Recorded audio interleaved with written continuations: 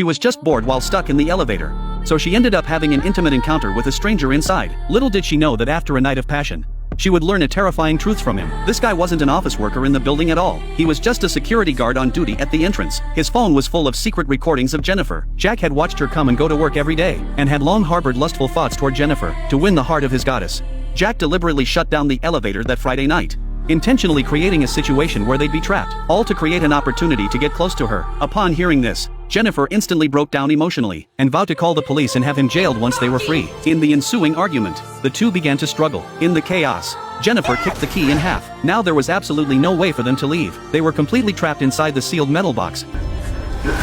Late at night on the day before Valentine's Day, inside an office building in downtown New York City, most employees had already gone home. Only Jennifer was working late. She was holding a Valentine's Day gift for her ex-boyfriend, and was full of hope that they could mend their broken relationship. But just as she stepped into the elevator, Jack, dressed in a dark suit, appeared. He struck up a conversation with Jennifer, saying he'd also just finished working late. A few brief words instantly brought them closer. The elevator descended smoothly, but when it reached the middle of the building, it jerked to a sudden halt without warning. The lights dimmed, and all the floor buttons stopped working. Since tomorrow was Saturday, all the other employees had already gone home. They were the only two people left in the entire building. Jennifer's first reaction was panic. She tried everything, calling for help through the security camera, frantically pounding on the steel door, and even straddling Jack's neck in a desperate search for an exit. But the ceiling proved to be unusually sturdy, and none of her attempts worked. As the long hours dragged on, they began to open up to each other. As their conversation deepened, they naturally had a few drinks, and their topics grew more intimate, from work to relationships, and from relationships to matters between men and women. The confined space, dim lighting,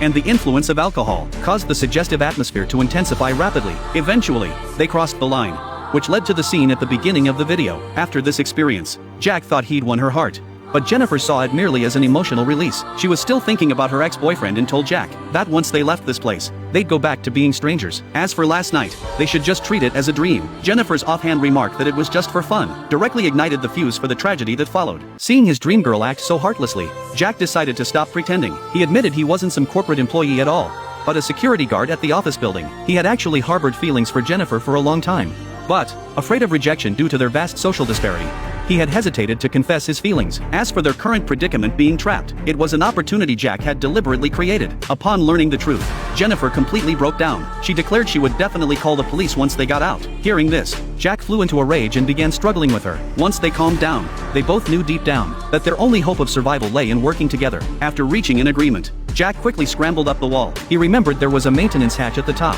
If they could pry it open, he could climb up to the upper floor and escape the building. But tragically, the ceiling was very high above the floor. To get up there, someone would have to hold him up from below. After some discussion, they reached a temporary agreement. Jack would crouch at the bottom to serve as a human ladder, and Jennifer would step on him to get out first and call for help. She promised that once she was out, she'd find someone to rescue Jack. Jack naively believed her words, unaware that while Jennifer agreed with her mouth, she'd already made up her mind. As soon as she climbed out, she'd call the police immediately to make Jack, that pervert, pay the price. Jack finally managed to lift Jennifer to the top, only to be greeted by a middle finger.